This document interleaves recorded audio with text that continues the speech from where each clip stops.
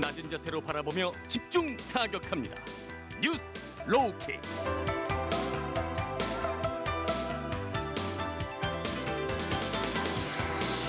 낮은 자세로 오늘의 이슈를 집중 타격하는 시간이죠. 뉴스 로우킥 시간입니다. 화요일 로우킥을 함께할 두 분 소개해드리죠. 김준우 변호사 나오셨고요. 또 정상근 기자도 함께합니다. 어서 오세요. 안녕하십니까. 네, 지금 TBS 유튜브 채널에서 보이는 라디오로 함께하실 수 있습니다. 여러분의 의견 기다리고 있고요. 무료로 이용할 수 있는 TBS 앱을 활용하셔도 좋고 짧은 문자 50원, 긴 문자 100원이 드는 샵 0951번으로 많이 보내주세요.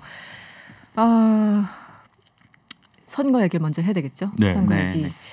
4월 7일 재보궐선거가 이제 예정돼 있는데 70일을 남았어요. 오늘부터 이제 카운팅을 했을 때 여야 서울시장 후보 대진표가 확정되는 그런 분위기입니다. 예비 후보들도 이제 확정돼 있고 오늘 박영선 이제 전 장관이죠. 전 장관 출마 선언을 했죠. 정상 기자 좀 소개를 해주시죠. 네, 맞습니다. 네. 오늘 비대면 시민보고 형식으로 서울시장 보궐선거 출마를 공식 선언했고 장소를 중소기업중앙회로 선택을 했어요. 네. 아무래도 중소기업부 장관으로서 그렇죠. 뭐 자신의 이미지를 좀 이어가고 싶어하는 좀 그런 모습이었는데 네. 박영선 전 장관은 21분 안에 모든 것이 해결되는 콤팩트 도시로 서울을 재구성하겠다. 뭐 이런 입장을 밝혔고 권역별로 21분 내에 모든 이동이 가능한 뭐 그런 서울을 만들겠다라는 의미고 또 뭐 저출산 현상이라던가 뭐 중소기업, 소상공인, 자영업자 매출 감소 이런 부분들을 강조했습니다. 그리고 국민의힘은 오늘 이 보궐선거에 출마한 사람들 중에서 1차 컷오프를 해서 이 결과를 발표를 했는데 네. 서울 8명, 부산 6명으로 일단 결정이 됐습니다. 많군요. 역시. 네. 이 서울시장 예비 경선 진출자는 뭐 오세훈 전 서울시장, 나경원 전 자유한국당 원내대표, 뭐 김선동, 오신환, 이종구 전 의원, 뭐 조은희 구청장, 김근식 경남대 교수, 이승현 한국외국기업협회 명예회장 등등이고요. 부산시장 예비 경선 진출자는 박형준 동아대 교수, 이현주 전 의원, 이진복 박민시청 의원, 그리고 박성훈 부산 경제부 시장, 그리고 네. 전성아 LF에너지 대표이사 등입니다. 6명, 8명. 그 20일, 그러니까 박영선 전 장관이 20일을 굉장히 강조했어요, 숫자를. 네네. 그게 어떤 특별한 문제가 의미가 있습니까? 어쨌든 뭐 21세기여서 21세기입니까? 네. 20일이 궁금하더라고요. 그래서 장관님 만나면은 20일이 뭐예요? 한번 여쭤볼 생각인데 어쨌든 굉장히 인상적인 그런 출마 선언이었습니다. 어떻게 네네. 보셨어요, 변호사님? 근데 이제 막 두근거리진 않았고요. 막 두근거리지 않고요. 네, 어차피 왜냐하면 나올 이제 거라. 예정된 뭐 깜짝 후보는 아니잖아요. 그렇죠. 네, 연말부터 쭉 했던 거고 네.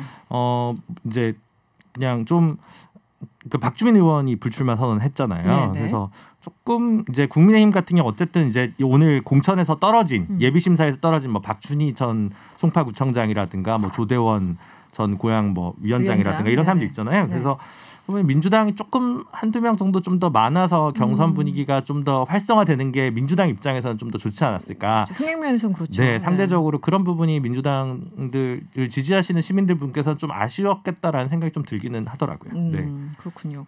그런가 하면 안철수 국민의당 대표 선관위에 오늘 서울시장 예비 후보로 등록을 했는데 네. 기호 4번이 된 거죠? 네, 그렇습니다. 네. 국민의당이 기호 4번을 배정이 받았기 때문에. 네. 그런데 왜 이렇게 빨리 등록을 한 거냐, 뭐 국민의힘 안 들어가겠다라는 거냐 여러 가지 얘기들이 나오는데 어떻게 해석을 해야 됩니까? 뭐 배수진이라는 얘기가 좀 많이 나오고 있던데, 네. 그러니까 안철수 후보로서는 좀 최대한 시간을 빨리 당길수록 좋은 입장인 것 같아요. 그러니까 본인이 이 서울시장 국면에서 먼저 이제 선수를 쳤고 또 지금까지 재보선 판을 좀 단일화 이슈를 던지면서 리딩했던 측면이 있었는데 네. 이후에 이제 좀 거물급 인사들의 출마가 이어지고 또 단일화가 또 지지부진하면서 판을 이끌고 간 동력이 좀 상실된 상황이다 보니까 아무래도 자신이 조금이라도 좀 더 영향력이 있을 때 더 빠르게 단일화를 하고 싶은 게 안철수 대표의 마음일 거고 네. 반면에 국민의힘 같은 경우에는 이제 경선을 치르면 또 경선 후보들에게 주목도가 가니까 조금 더 늦게 하고 싶은 게 이제 국민의힘 마음이지 않을까. 네.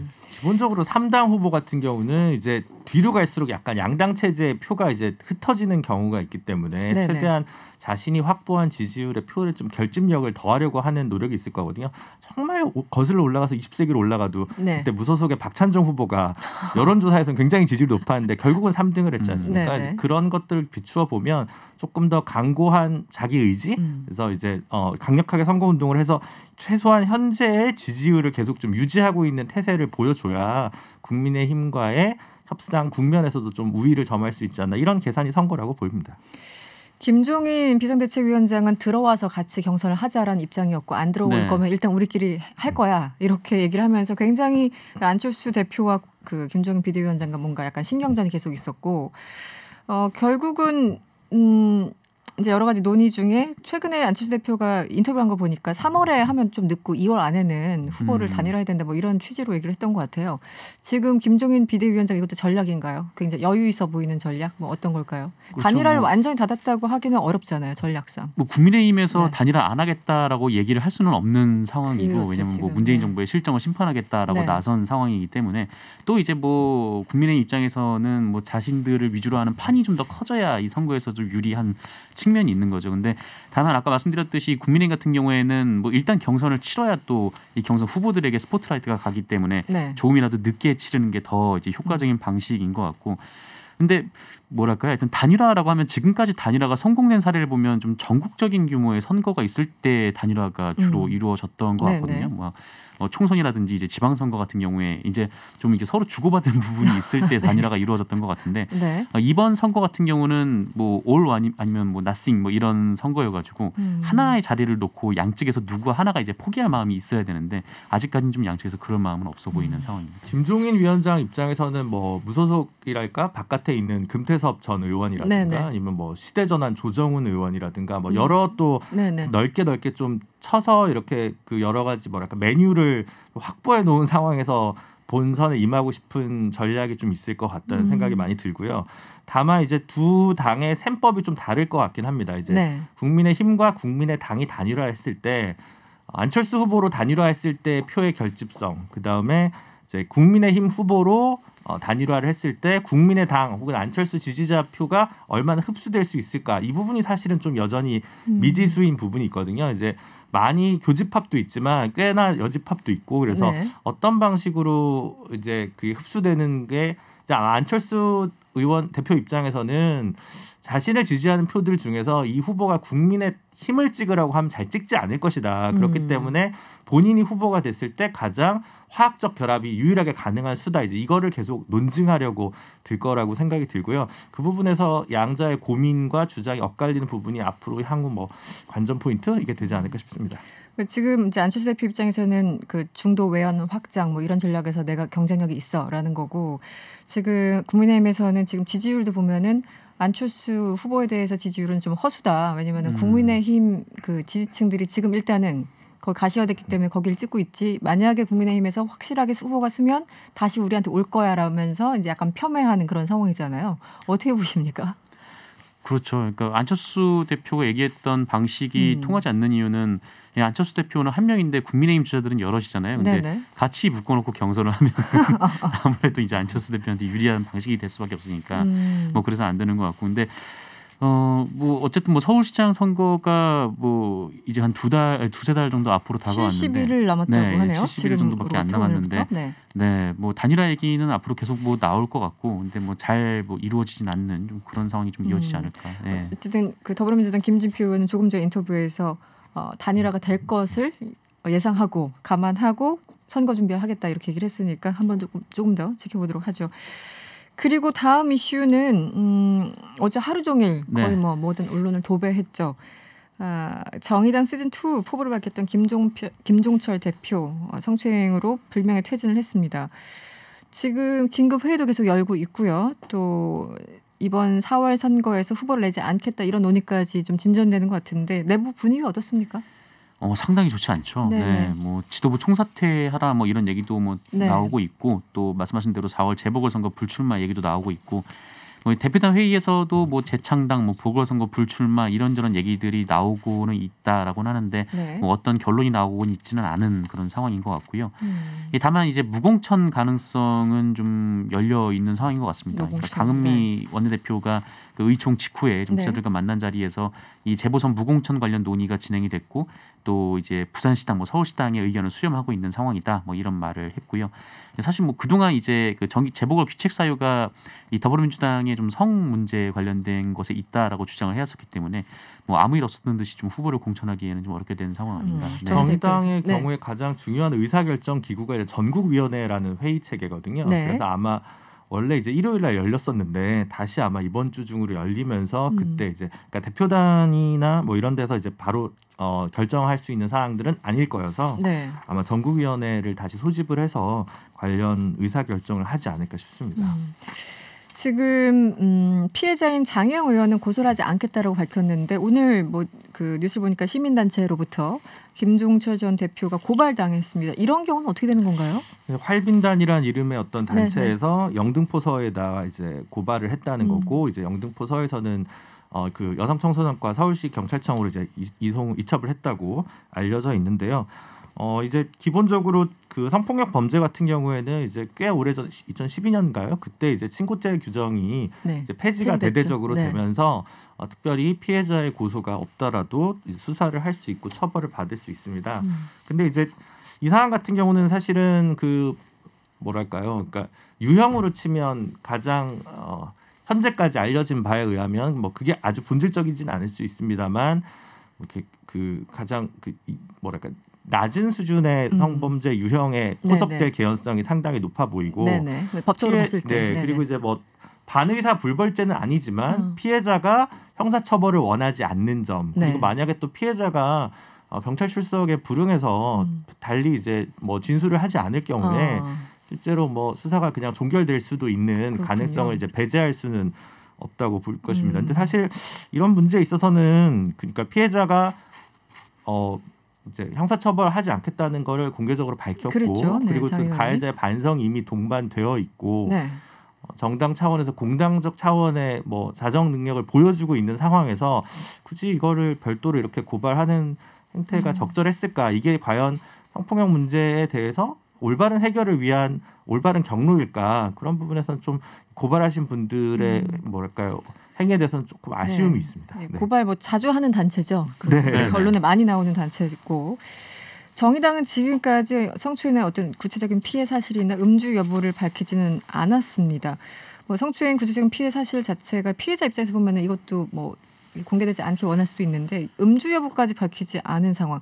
이걸 어떻게 해석을 해야 될까요? 그거는 이제 정의당 이 문제를 이제 밝힌 배복주 부대표가 이제 그 피해 사실을 밝히거나 음주 여부를 밝히는 자체가 오히려 본질, 문제의 사안의 본질을 흐려왔던 수없이 많은 경험들이 있기 때문에 그래서 오히려 적절치 않겠다라고 판단해서 밝히지 않는다라고 이제 이야기를 했고요. 그래서 그 부분은 정확한 뭐랄까 진단이라고 좀 생각해집니다. 그러니까 네네. 혹시 왜 너는 그럼 같이 술을 먹었냐라든가 수없이 많은 억측과 이제 2차 가해를 낳을 수 있는 부분이고 사실 이 상황 같은 경우는 뭐 사실관계 여부에 대해서 뭐 피해자와 가해자 사이에 사실은 특별히 다툼이 있는 사안도 아니지 않습니까? 가해자가 인정을 했으니까. 네, 이 부분과 관련해서 좀 갑론을박을 하는 것은 좀 적절치 않지 않나라는 생각이 본질을 듭니다. 흐리는 행위다. 네. 네, 그것도 충분히 뭐 이해는 가는 상황이네요. 저도 오프닝에서 뭐 잠시 언급을 했습니다만 민주당에서 낸 논평 그리고 이제 내부의 권인수 의원 등등은 이 논평에 대해서 또 이제 비판을 하고 이런 상황이에요. 민주당에서 논평을 냈는데 충격을 넘어 경악이라는 표현이 있었습니다. 여기에 대해 정의당 류호정 의원은 할 말이 있지만 절대 안 하겠다 이렇게 말 속에 뼈를 심었어요. 어떻게 봐야 됩니까? 네, 뭐 류호정 의원도 그렇고 이 민주당 내부에서도 이 권인숙 의원이죠. 네, 권인숙 의원이 관련해서 뭐 입장을 밝히기도 했는데 네. 민주당이 좀 그런 식의 논평이 좀 부적절하다라는 취지로 얘기를 했습니다. 이게 뭐냐면은 타자와는 민주당도 태도 뭐 이런 얘기를 좀 같은 문제를 좀 안고 있는 상황인데 네. 마치 이제 남이 겪은 문제인 듯이 이제 타자와는 태도가 어떻게 가능한지 모르겠다라고 이제 주장을 했고 또 이제 뭐 그런 주장을 했습니다. 이 지금 류호정 의원 반응은 어떻게 보셨어요? 류호정 의원은 지금 인터뷰도 예를 하고. 들면 네네. 일각에서는 정의당이 이번 사건을 처리하는 과정이 비교적 신속하고 어떻게 보면 뭐 적절한 표현인지 모르겠습니다. 뭐 깔끔하게 잘 하고 있다라는 평가를 내리는 거에 대해서 어떻게 생각하냐니까 지금은 정의당이 어떤 사건 처리 결과에 대해서 벌써 네. 평가를 받고 이럴 단계가 아니다. 일단 정의당 자체는 조금 더 혁신하는 모습, 뭔가 점검해야 되는 모습을 보이고 그 이후에 뭔가 다시 뭐 시민들 앞에서 뭐 신뢰를 받든가 이렇게 해야 되는 단계라고 생각해서 네. 조금 그래서 뭐 이렇게 최인호 수석 대변인이 했던 논평에 대해서도 이제 우회적으로 비판을 하긴 우회적으로 했는데 조금 않지만 그래도 모든 비판을 지금은 달게 받겠다. 좀 더 낮은 자세로 언론 인터뷰나 이런 데서 유호정 의원이 임하고 있는 것 같고요. 네. 뭐 제대로 된 뭐 대응 방안이라고 여겨집니다. 네. 알겠습니다. 뭐 지금 상황에서 어떤 말을 한 듯 또 이제 말이 또 말을 낳고 이런 상황이기 때문에 정의당에서는 최대한 지금 어떤 스탠스를 당분간 좀 유지할 것 같다는 생각이 네네. 듭니다. 그리고 저희가 참 많이 안 다루는 이슈가 오늘 로키에 있는데 프로야구단 소식이 있네요.